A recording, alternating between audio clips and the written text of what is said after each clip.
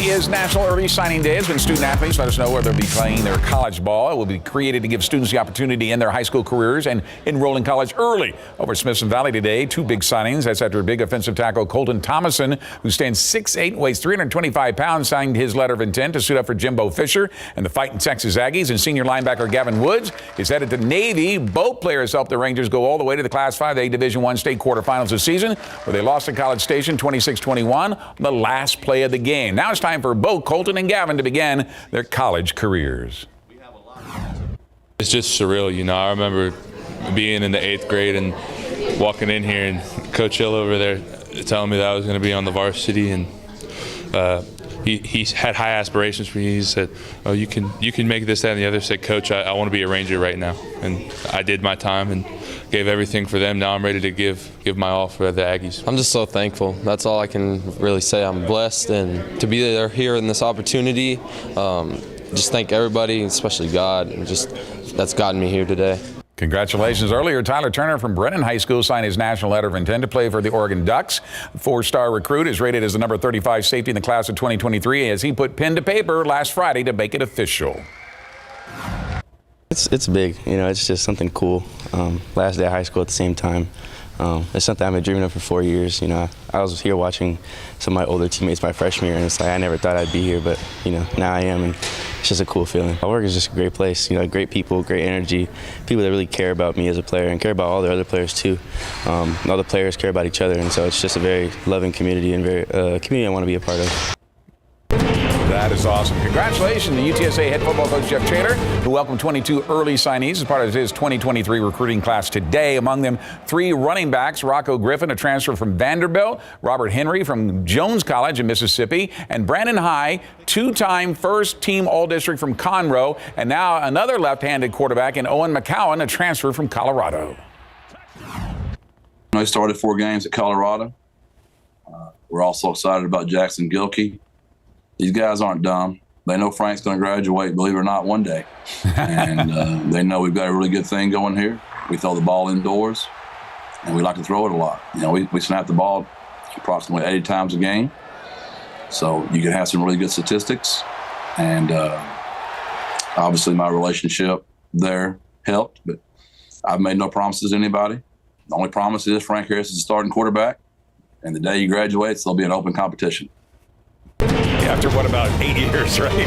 Texas Longhorns boast their number 4 overall recruiting class for the 2023 after they were able to land the biggest recruit in the Steve Sarkisian era, and quarterback Arch Manning, considered to be the number 1 quarterback recruit in the nation, and the nephew of both Peyton and Eli Manning, that threw for almost 8,600 yards and 115 touchdowns, another 25 touchdowns on the ground, breaking both Peyton's record for touchdowns and Eli's record for passing yards. Now will battle Quinn Hewers for the starting job. The Longhorns also landed the number 1 linebacker in the nation, Anthony Hill, after he originally committed to Texas A&M, but after being on the field and watched the Aggies fall to Florida 41-24, he switched to Texas. And the Horns also landed the number 1 running back recruit in the nation in Cedric Baxter out of Florida to help replace Bijan Robinson, who's turning pro. All total today, 24 early signees. What a day for everybody, and congratulations to all the folks here, especially locally, who are going to bigger and better careers. Absolutely. Yeah. And I'm glad we got to as many of them as we could. Oh, yeah. Just to we have more coming up on Friday, too, by the way. All right. Thanks, Greg.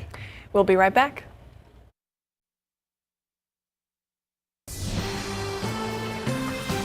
All right, happening right now, President Volodymyr Zelenskyy set to address Congress after meeting with President Joe Biden earlier today. The U.S. announced its largest single delivery of arms to Ukraine as the war against Russia continues. Let's go now to an ABC News special report on that congressional address. Told them that without that aid package, Ukraine could lose the war. Some of the historical images, as you look at that packed chamber tonight, members of the Senate, members of Congress, all there. It was Winston Churchill who addressed Congress back in 1941. As I mentioned, he was the last wartime president to make such a trip. These are the pictures we showed you earlier on World News Tonight. And it's just striking when you take into account the historical context, how long it's been since we've seen something like this play out in Washington. President Zelenskyy making the most out of his first trip out of Ukraine since Russia's invasion. It was 300 days ago now. As we have mentioned today, this is his second time addressing Congress, his first address in person. Speaker Nancy Pelosi had urged all members to attend tonight, calling Zelenskyy's appearance poignant and personal to her. Zelensky's visit to the nation comes less than 2 weeks before Republicans assume control of the House. He has had bipartisan support up until now. It's not expected to change, though there have been some Republicans who have questioned continuing the funding at such a level. He's expected to make the case tonight that support for Ukraine does not fade with this new Congress, that he continues to get bipartisan support. You heard that from President Biden during that joint news conference today. President Biden declaring before the world that America has stood with you from the very beginning. We will continue to do so, he said. And when asked by reporters in the room, he said he was not concerned about a changing face of Congress, not concerned about NATO and Western allies, saying we are a united front, in so many words, as we continue to support Ukraine. A source close to President Zelensky telling me earlier today that this trip was critical for President Zelensky. The president himself this fall, when we traveled to Kyiv, to the capital, to the presidential office building to interview President Zelensky in person, we asked him at the time, would he make the trip to the United States? Would he come to Washington? Had he been asked by President Biden? He said at the time, telling me, yes, I have been invited, but the timing would have to make sense. Very careful with how he answered that question. He said he invited President Biden to Ukraine as well, but he said he would be willing to come to U.S., but it would have to mean something, particularly with this war playing out. Keep in mind, this is a leader with a war raging back home. A lot of questions about whether or not Russia would act upon his absence. Those close to Zelensky telling me today that they believed his trip here to Washington would not make a difference, that Russia would continue to act in the way that it has even today. Zelensky, of course, learning today in person in Washington, though his team likely knew before the visit, that this Patriot missile battery is on its way to Ukraine. Ukrainians will have to be trained. You can see the Republican Senate leader, Mitch McConnell, entering the room there. He spoke out in support of this visit from Zelensky today, signaling that obviously, as we move forward, there will be bipartisan support for Ukraine's President Zelensky and the effort to push back the Russians, now 300 days into this war. Rachel Scott covers Congress for us. Rachel, you've been watching along with me all day here, and what is it President Zelensky hopes to achieve right here tonight? Well, David, tonight we can expect a very direct, an emotional appeal for more military and humanitarian aid from President Zelensky. You said it, it's been 300 days since Russia invaded Ukraine. This is his first trip outside of the country, coming here to Capitol Hill to meet with lawmakers. And soon it will be a divided government here in Washington, D.C., as Republicans are expected to take control of the House in January. You see there, Senate Minority Leader Mitch McConnell earlier today, he said it's the morally right thing to do for America to continue to provide support to Ukraine, that it's in our best interest. And tonight, this will definitely be historic, an image that we have not seen here on Capitol Hill since 1941, when Winston Churchill addressed members of Congress. Today, Zelensky was asked what his message is to Ukraine, and he talked about a message of peace, something that is so foreign to his country, to the people who live in Ukraine right now, as they are under siege by Russia at this point. But the Congress is considering an additional $45 billion in aid. You see House Speaker Nancy Pelosi standing there at the front of the House chamber. She's actually wearing a pin that was given to her by President Zelensky when she was on the ground in Ukraine. She told all members tonight that there will be a very special focus on democracy, David. And this is the moment, Rachel. Rachel Scott on the Hill for us. There you see President Zelensky waiting to be introduced. Of Ukraine. That was it. House Sergeant at Arms General William Walker introducing President Zelensky. This is an extraordinary moment playing out in Washington, and it feels an awful lot like a State of the Union address for those of you who have joined us over the many years that we've covered those live as well. Shaking hands, being welcomed by Republicans and Democrats inside that chamber for a joint meeting, we're calling this. President Zelensky clearly deciding to continue to wear what he has worn during the entire course of this war. No formal suit for him and tie. And for those of us who have met him in person, this is not a surprise.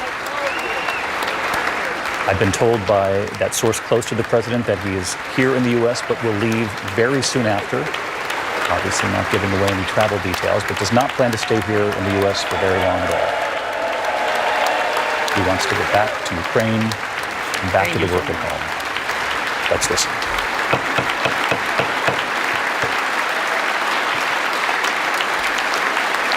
Thank you so much.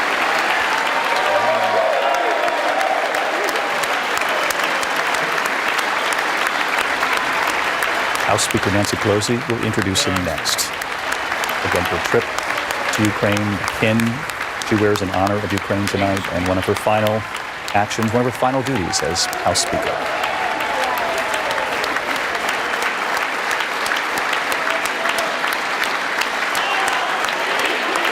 Героям слава!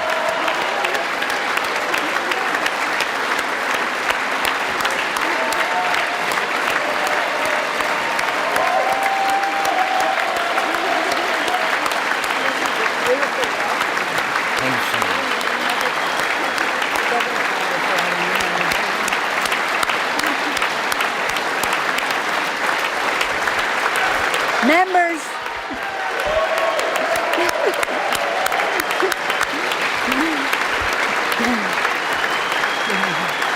members of Congress.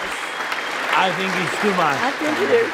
Members of Congress, I have the high privilege and the distinct honor of presenting to you His Excellency Volodymyr Zelenskyy, President of the Ukraine.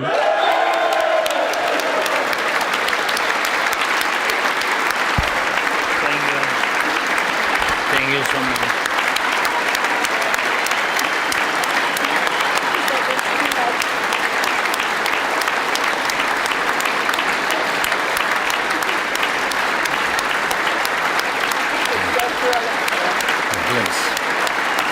Thank you so much. Thank you. It's too much for me. All this for our great people. Thank you so much.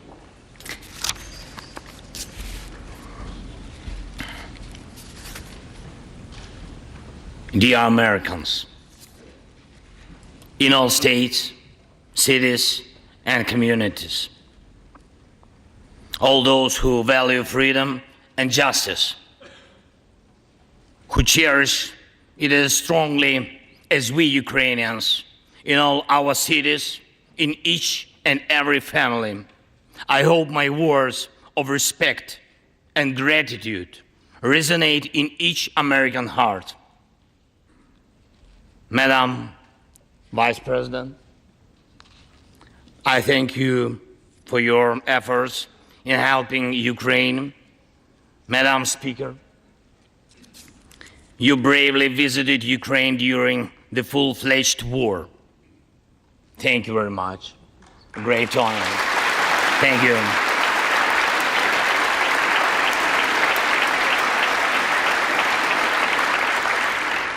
Great privilege to be here. Dear members of the Congress, representatives of both parties, who also visited Kyiv,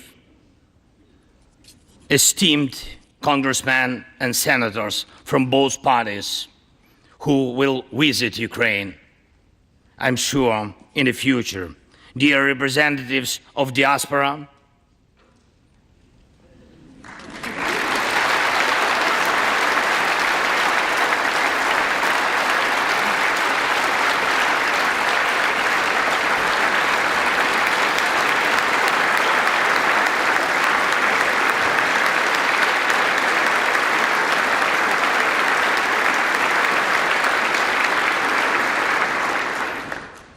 present in this chamber and spread across the country, dear journalists.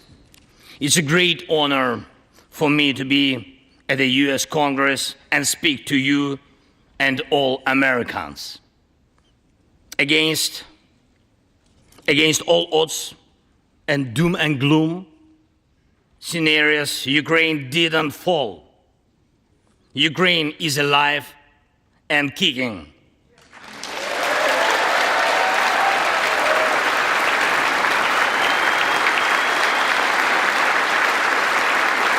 Thank you.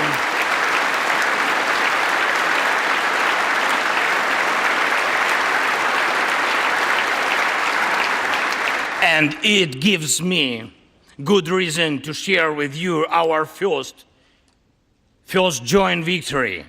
We defeated Russia in the battle for minds of the world.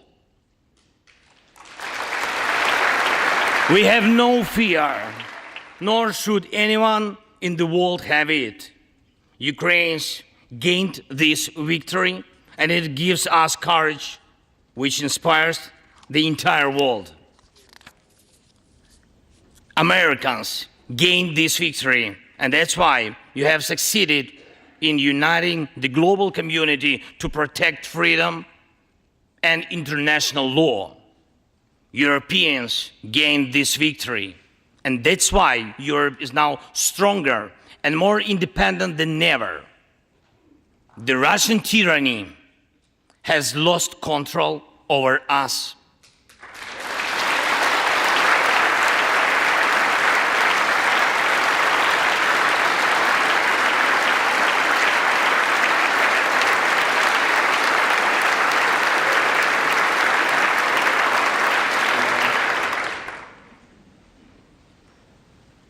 And it will never influence our minds again. Yet, we have to do whatever it takes to ensure that countries of the global south also gain such victory.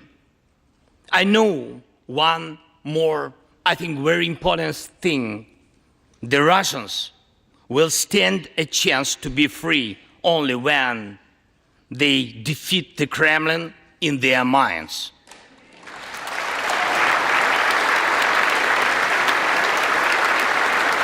Yet, the battle continues, and we have to defeat the Kremlin on the battlefield. Yes, this battle is not only for the territory, for this or another part of Europe. The battle is not only for life, freedom, and security of Ukrainians or any other nation which Russia attempts to conquer. This struggle will define in what world our children and grandchildren will live, and then their children and grandchildren. It will define whether it will be a democracy of Ukrainians and for Americans for all. This battle cannot be frozen or postponed. It cannot be ignored, hoping that the ocean or something else will provide a protection. From the United States to China, from Europe to Latin America, and from Africa to Australia, the world is too interconnected and interdependent to allow someone to stay aside and at the same time to feel safe when such a battle continues. Our two nations are allies in this battle. And next year will be a turning point. I know it, the point when Ukrainian courage and American resolve must guarantee the future of our common freedom, the freedom of people who stand for their values.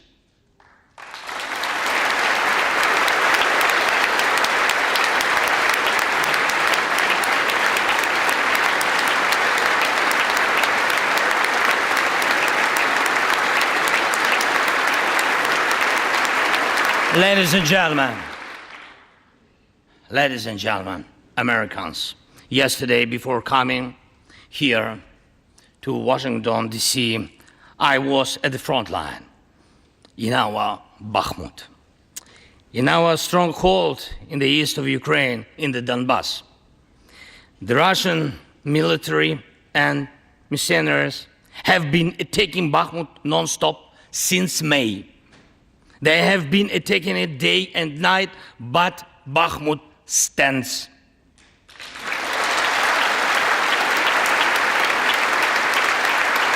Last year, 70,000 people lived there in Bakhmut, in this city, and now only few civilians stay. Every inch of that land is soaked in blood. Roaring guns sound every hour. Trenches in the Donbass change hands several times a day in fierce combat and even hand fighting, but the Ukrainian Donbass stands.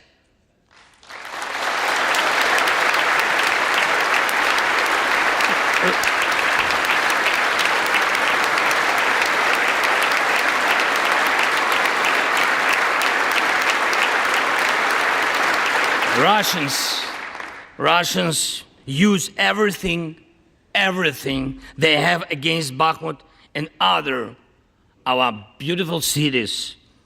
The occupiers have a significant advantage in artillery. They have an advantage in ammunition. They have much more missiles and planes than we ever had. And it's true, but our defense forces stand.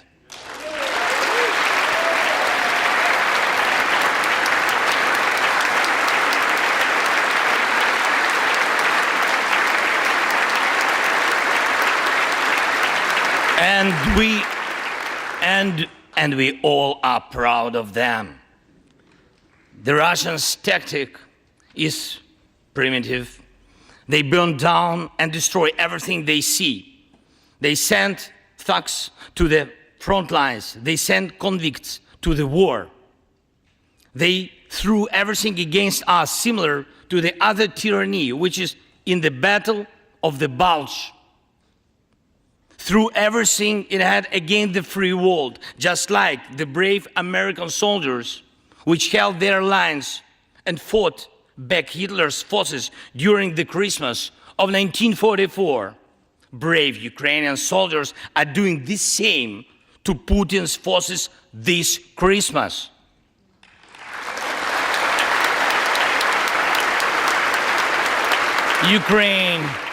Ukraine holds its lines and will never surrender.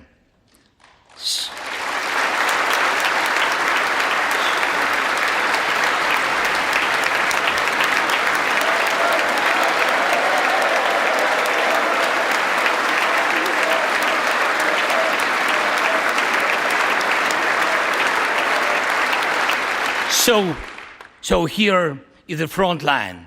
The tyranny which has no lack of cruelty against the lives of free people. And your support is crucial, not just to stand in such fight, but to get to the turning point to win on the battlefield. We have artillery. Yes. Thank you. We have it. Is it enough? Honestly, not really. To ensure Bakhmut is not just a stronghold that holds back the Russian army, but for the Russian army to completely pull out, more cannons and shells are needed. If so, just like the Battle of Saratoga, the fight for Bakhmut will change the trajectory of our war for independence and for freedom. If your patriots stop the Russian terror against our cities, it will let Ukrainian patriots work to the full to defend our freedom. When Russia cannot reach our cities, but its artillery, it tries to destroy them with missile attacks. More than that, Russia found an ally in this genocidal policy, Iran. Iranian deadly drones sent to Russia in hundreds became a threat to our critical infrastructure. That is how one terrorist has found the other.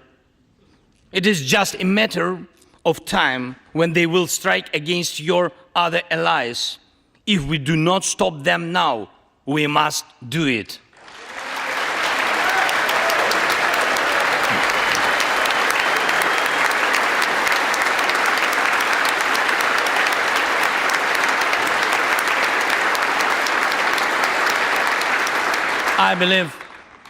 I believe there should be no taboos between us in our alliance.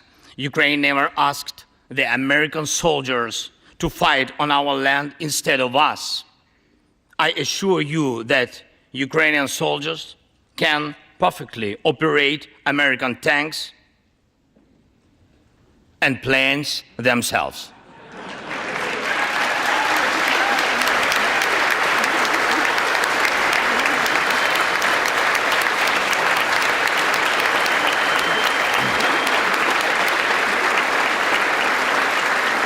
Financial assistance is also critically important, and I would like to thank you very much. Thank you for both financial packages you have already provided us with and the ones you may be willing to decide on. Your money is not charity. It's an investment in the global security and democracy that we handle in the most responsible way.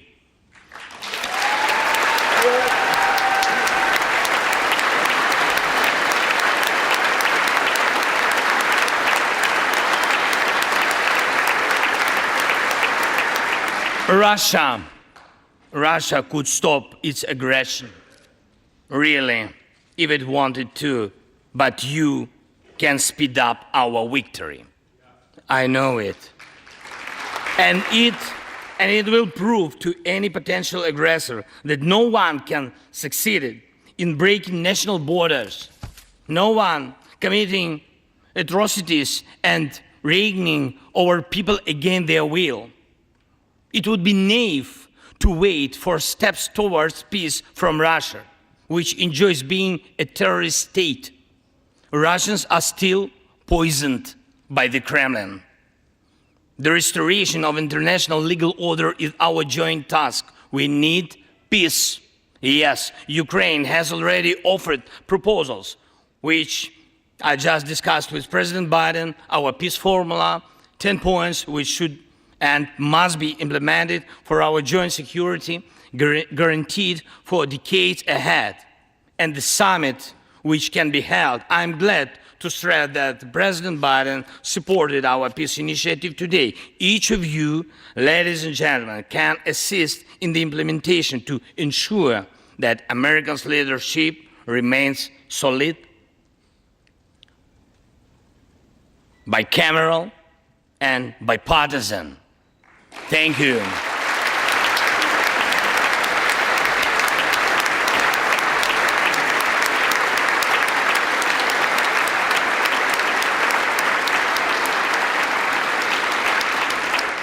You can strengthen sanctions to make Russia feel how ruinous its aggression truly is. It is in your power, really, to help us bring to justice everyone who started this unprovoked and criminal war. Let's do it.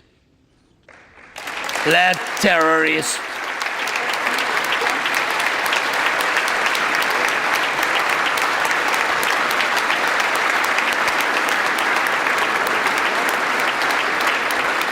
let the terrorist state be held responsible for its terror and aggression and compensate all losses done by this war. Let the world see that the United States are here. Ladies and gentlemen, Americans, in 2 days, we will celebrate Christmas. Maybe candlelit. Not because it's more romantic, no, but because there will be no electricity. Millions won't have neither heating nor running water. All of these will be the result of Russian missile and drone attacks on our energy infrastructure. But we do not complain. We do not judge and compare whose life is easier. Your well-being is the product of your national security, the result of your struggle for independence and your many victories. We, Ukrainians, will also go through our war of independence and freedom with dignity and success.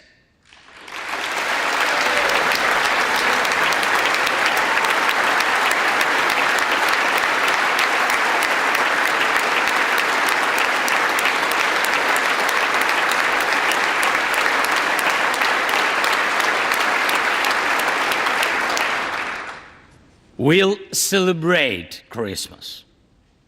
Celebrate Christmas, and even if there is no electricity, the light of our faith in ourselves will not be put out.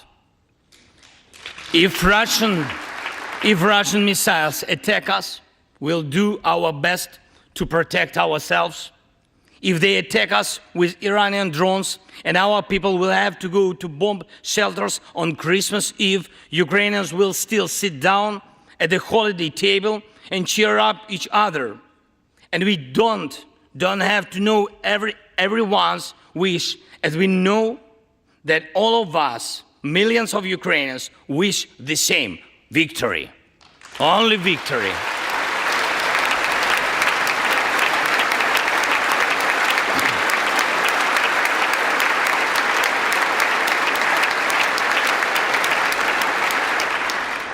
We already built strong Ukraine with strong people, strong army, strong institutions together with you. We developed strong security guarantees for our country and for